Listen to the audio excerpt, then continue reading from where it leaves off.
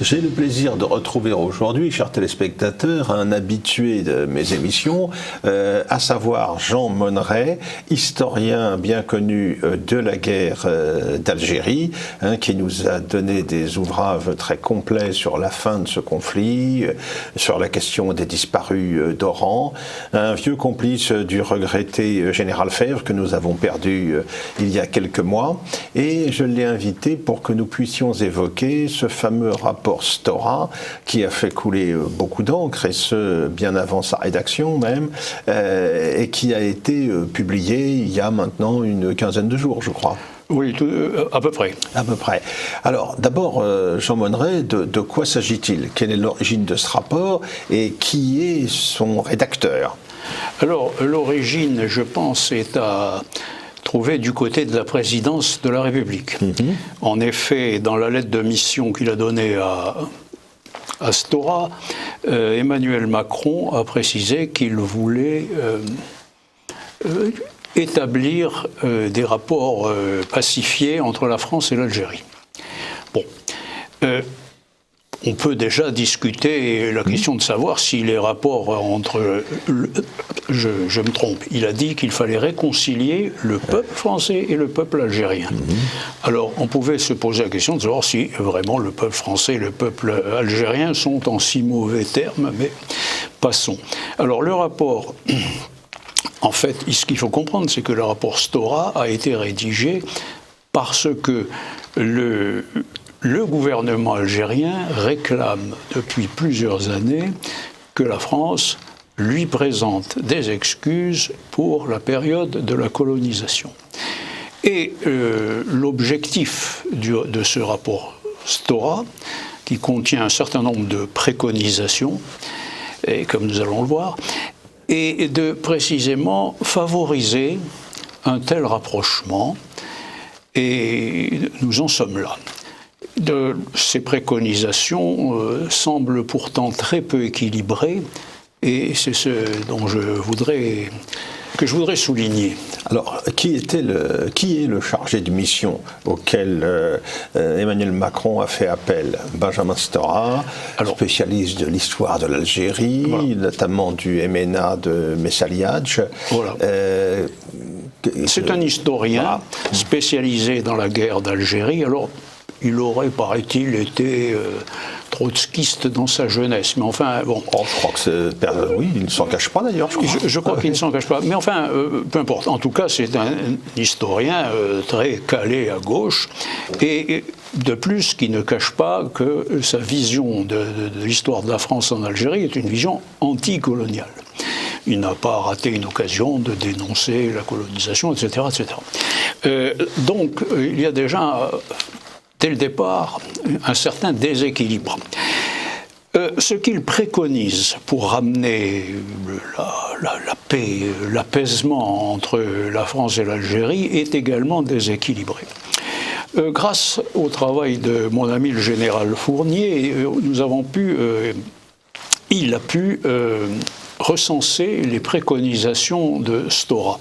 Certains vont dans un sens plutôt favorable à la partie française, mais qui concerne en réalité des choses un peu dérisoires.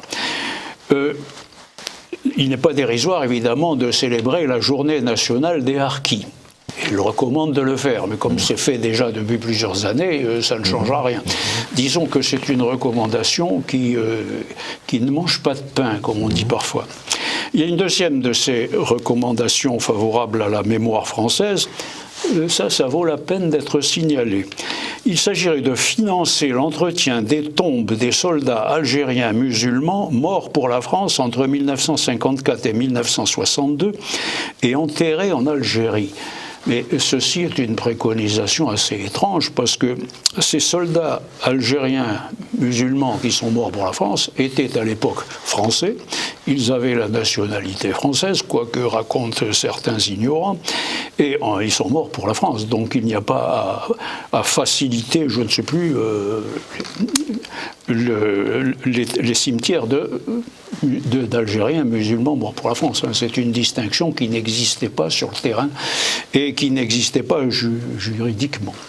Mais enfin, passons. Il y a encore autre chose, c'est que la partie française reçoit ce magnifique encouragement qui est qu'il s'agirait aussi de faciliter les déplacements des harkis en Algérie et de leurs descendants. Ce qui est assez extravagant parce que les harkis en question ayant la nationalité française, leurs descendants ayant la nationalité française, on ne voit pas pourquoi il faudrait leur faciliter les déplacements en Algérie, dans le sens qu'ils ont le droit, comme tout citoyen français, de circuler en Algérie. Vu depuis la France, parce que comment sera-t-il reçu en Algérie? Mais l'Algérie, il y a d'ailleurs eu un haut fonctionnaire algérien qui a déclaré qu'il ne fallait pas attendre quelque chose de leur part dans ce sens-là. Mais ceci est contraire aux lois internationales, ceci est contraire à la liberté de circulation. L'Algérie est un pays qui souscrit à la charte de l'ONU, enfin bref. Ajoutons, pour caractériser le déséquilibre dont je parlais, que la seule association d'anciens combattants qui a été consultée par Stora fut la FNACA. Les autres n'ont pas été consultés. À quoi il faut ajouter d'ailleurs que la fondation pour la mémoire des combats d'Algérie et Tunisie, qui est donc une fondation nationale, dirigée par l'ambassadeur Grasset, n'a pas été non plus consultée. Voilà où nous en sommes donc pour ce qui concerne la partie des préconisations favorables à la France. Si vous souhaitez que je vous parle des préconisations favorables à la partie algérienne, évidemment. Comme je l'ai indiqué tout à l'heure, elles sont beaucoup plus nombreuses. Elles sont tout simplement le double. Alors, il y a des choses qui sont un petit peu farfelues, comme poursuite de la commémoration des accords d'Évian. De toute façon, ça existe déjà, donc la poursuite semblerait indiquer que le rédacteur du rapport, M. Stora, craindrait qu'elle soit interrompue. Qu'on oublie surtout ces accords d'Évian, parce qu'on ne peut pas considérer que dans la mémoire française, ça représente quelque chose de si important. Malheureusement. Alors, commémoration de la date du 17 octobre 1961, qui est présentée comme le symbole de la répression des travailleurs algériens en France. Je signale qu'il n'y a aucune correspondance de cela du côté algérien. Il n'est pas question, par exemple, que les Algériens commémorent, enfin, si on peut appeler ça, ou rappellent simplement le massacre des Pieds Noirs à Oran le 5 juillet 62. Alors le reste, relève... enfin, je ne peux pas tout citer, évidemment, mais il y a aussi une préconisation qui est assez étrange. Le rapporteur recommande que l'on fasse des 4 camps d'internement situés sur le territoire français des lieux de mémoire. Alors il s'agit des camps du Larzac, de Saint-Maurice-l'Ardoise, etc., etc. Mais ce n'est pas comme que camp d'accueil des harkis qu'il serait... mais pendant le déroulement de la guerre d'Algérie, ces camps ont servi à héberger des gens qui étaient mis, en vertu des pouvoirs spéciaux, qui étaient assignés à résidence. Y compris les partisans de l'Algérie française au camp de Saint-Maurice-l'Ardoise. Alors plus tard, mais pendant le déroulement du conflit, c'était généralement des sympathisants du FLN qui étaient là. Alors c'est de ces camps qu'il faudrait faire des lieux de mémoire. Ceci, d'après mon collaborateur, enfin mon ami le général, dénote la volonté de créer des symboles du même genre que pour l'Allemagne avec les camps de concentration. Bon. Alors nous n'allons pas faire de procès d'intention, mais enfin disons que c'est quelque chose qui est un peu suspect et qui mériterait d'être discuté. Il va sans dire que Stora a beau être historien, il consulte très peu les historiens qui ne sont pas de son avis. Bien, alors il y a aussi quelque chose qui est assez amusant, si on peut dire, je dis amusant entre guillemets, il y aurait des échanges de chercheurs. Sauf qu'ils sont appelés chercheurs lorsqu'il s'agit des Algériens, et lorsqu'il s'agit des Français qui iraient en Algérie pour consulter les archives, des chercheurs algériens viendraient. Alors d'un côté, ce sont des Algériens chercheurs, mais de l'autre côté, des Français qui seraient de simples étudiants. C'est un peu bizarre et ça demanderait des explications. Les chercheurs algériens qui seraient accueillis en France pour travailler dans les archives françaises auraient un visa de 9 mois au lieu de 6, mise à disposition de chambres en cité universitaire et attribution de la même bourse que les étudiants français en thèse. Bon, là encore, ça peut paraître un petit peu déséquilibré. Voilà. Organisation 2021, préconisation de M. Stora, d'un colloque international dédié au refus de la guerre d'Algérie par certaines grandes personnalités comme François Mauriac, alors Raymond Aron, pas du tout sur la même ligne, mais enfin, et c'est vrai qu'il s'est opposé à la guerre d'Algérie, Jean-Paul Sartre, André Mandouze, Paul Ricoeur. Alors là, quand même, nous attendons qu'on fasse la même chose avec les partisans qui étaient opposés au FLN. Et surtout, alors, in cauda venenum, entrée au Panthéon de Gisèle Halimi, grande figure féminine d'opposition à la guerre d'Algérie. Alors, c'est pas le fait d'avoir été féministe, c'est plutôt le rôle qu'elle a joué pendant la guerre d'Algérie, car elle a énormément flanqué de Madame de Beauvoir, elle a énormément attaqué l'armée française. Donc, il y a quelque chose de bizarre là-dedans, parce que panthéoniser quelqu'un qui a tant mis en cause l'armée française... Oui, et puis qui était très lié au réseau de porteurs de valises du FLN. Bon, c'est possible, mais ce que je veux dire par là, c'est que ce serait effectivement, au moins sur le plan symbolique, le triomphe des porteurs de valises. Voilà, c'est ça. Voilà donc ce que nous préconise le rapport en question, et j'espère que du côté de la présidence de la République, on aura le réflexe. Je dis ça, mais... On peut toujours espérer. On peut toujours espérer, oui, j'en doute un peu. Le réflexe de remettre ce rapport Stora dans là où il devrait être, c'est-à-dire dans la plus proche corbeille à papier, quoi. Mais alors, il y a aussi des suggestions à caractère historique. Je crois que Benjamin Stora propose, par exemple, que la France rende hommage à Abdelkader. Oui. Ce qui est plus discutable là, parce que les choses évidemment sont plus ambiguës concernant l'intéressé. Oui, comment l'entendez-vous ? Parce qu'Abdelkader a été le chef de la résistance algérienne à la conquête française, donc jusqu'à sa reddition auprès du général Lamoricière. Mais ensuite, il a vécu en France. Il était en résidence surveillée, en quelque sorte, en France, où il a été très bien traité, notamment sous le Second Empire. Et il s'est illustré en 1860, se trouvant à Damas, quand il y a eu des massacres de chrétiens. Il s'est mobilisé pour les faire cesser. Et voilà une idée, par exemple, qui peut paraître acceptable, tout à fait recevable. D'autant plus que je crois savoir qu'il existe déjà quelque part dans Paris, mais je n'ai pas eu le temps de vérifier, quelque chose qui ressemble un petit peu à ça concernant l'émir Abdelkader. Alors, je suis entièrement d'accord avec vous, sauf sur un point. Quand on dit qu'il a dirigé la résistance algérienne, en Algérie, car l'Algérie n'existe pas. L'Algérie n'existait pas. En fait, c'était Abdelkader luttait au nom de l'islam et il faisait le djihad. Bien sûr. Donc, ce n'est que rétrospectivement que les Algériens du FLN l'ont en quelque sorte... un Vercingétorix de la nation algérienne. Ils l'ont en quelque sorte naturalisé a posteriori. Mais il faut préciser ces choses-là. Vous avez entièrement raison de rappeler qu'il a été à Amboise. Alors il a même reçu la visite de l'empereur Napoléon III, lequel pensait à lui un petit peu pour son fameux royaume arabe. Pour le royaume arabe.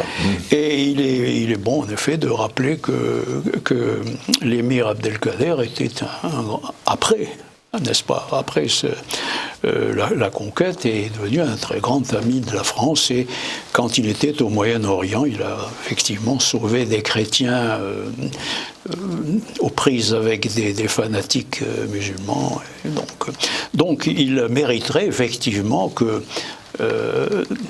qu'on lui manifeste de la considération de ce point de vue, ce qui serait un retour de l'histoire. Alors, si on veut faire de l'histoire une histoire complète du conflit algérien, il faut aussi prendre en compte la dimension du conflit interne au camp nationaliste, puisque le FLN s'oppose au MNA, des Algériens souhaitent traiter avec la France, c'est la fameuse affaire quand De Gaulle... oui, Sissala. L'affaire Sissala, etc. Toute cette dimension-là, on doit pouvoir l'aborder, la traiter, mais ça plaira peut-être pas tant que ça au pouvoir algérien. Ça risque même de pas lui plaire du tout. Et il est assez caractéristique qu'il n'y ait absolument rien concernant la mémoire de ces victimes du FLN, parce que les messalistes, combien ont été tués. Le massacre de Melouza, le village qui ne veut pas se rallier au FLN. Alors, bien évidemment, il n'y a aucune préconisation à ce sujet, parce que je ne pense pas qu'on puisse faire la moindre peine aux gens d'Alger.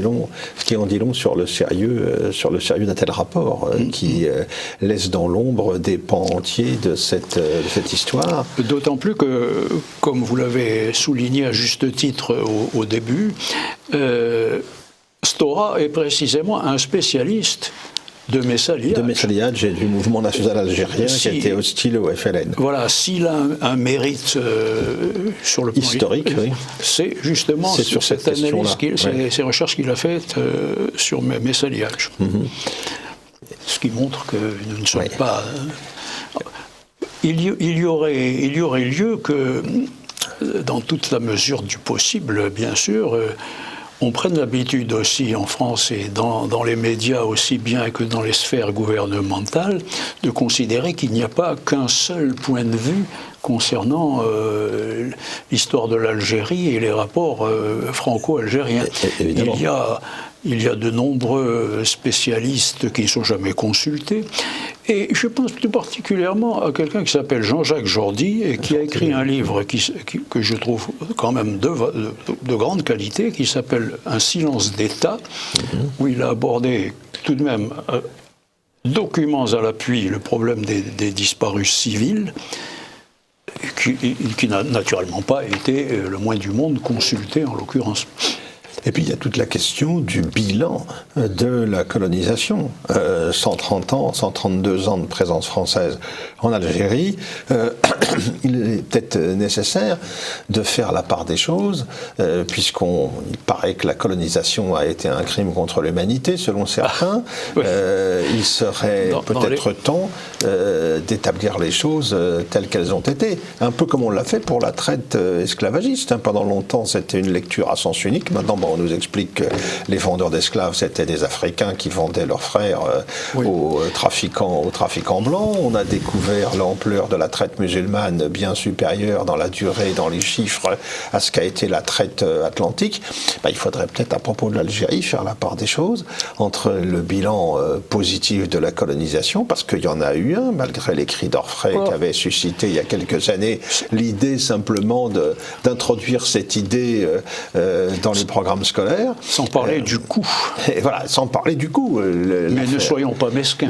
L'affaire concernant le coût a été réglée il y a quelques années par un de nos meilleurs historiens dont Marseille, Jacques Marseille. Alors Jacques Marseille pour l'impérialisme français. Et puis Daniel Lefebvre. Daniel Lefebvre, voilà. Jacques Marseille, dans son impérialisme, capitalisme français, impérialisme colonial, a mis les choses au point là-dessus, et avec beaucoup de mérite, parce que Jacques Marseille, c'était un historien qui venait de la rive de la rive d'en face.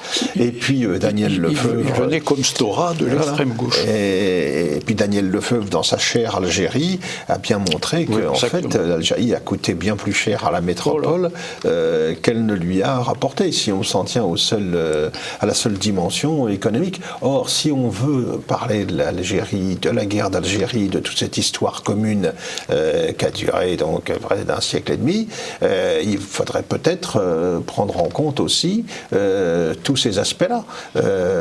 Qu'en est-il de la politique de scolarisation qui a été menée par les autorités françaises, y compris au profit des populations indigènes, alors qui n'étaient pas complètes, qui n'étaient pas parfaites, personne ne le discute ça. Mais il y a un certain nombre de choses qui ont été réalisées, ou même dans le cadre très tardivement, même du plan de Constantine, il y a eu un effort d'équipement absolument gigantesque qui a été réalisé.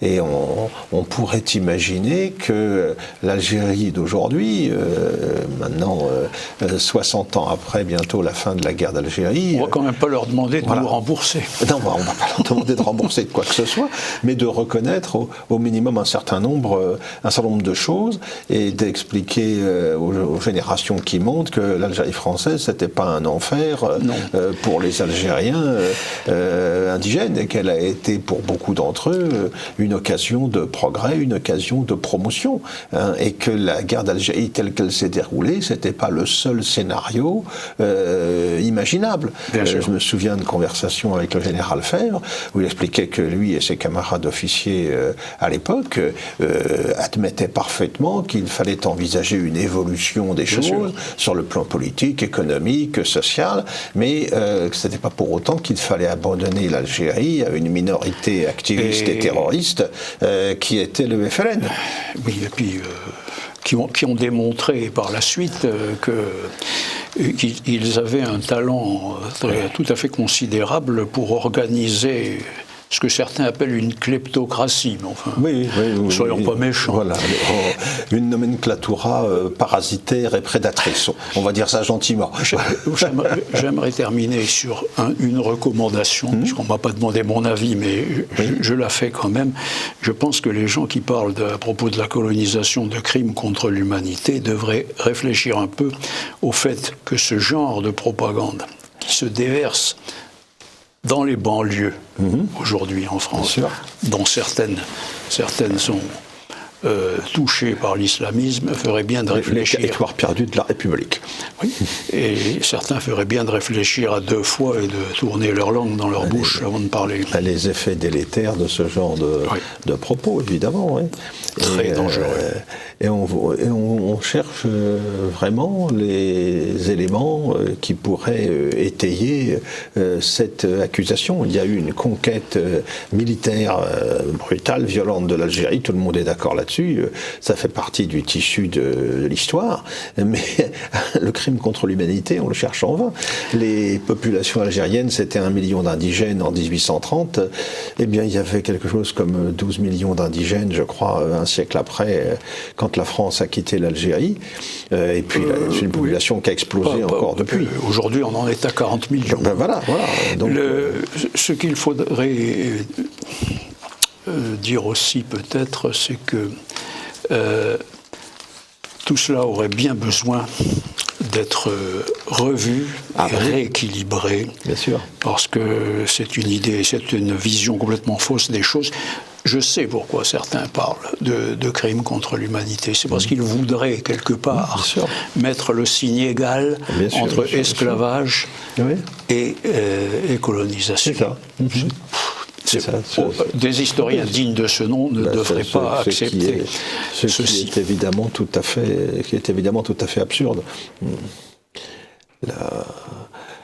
Bien, merci Jean Monneret pour tous ces éclairages à propos de ce rapport Stora qui va encore occuper pendant un temps l'actualité, j'imagine.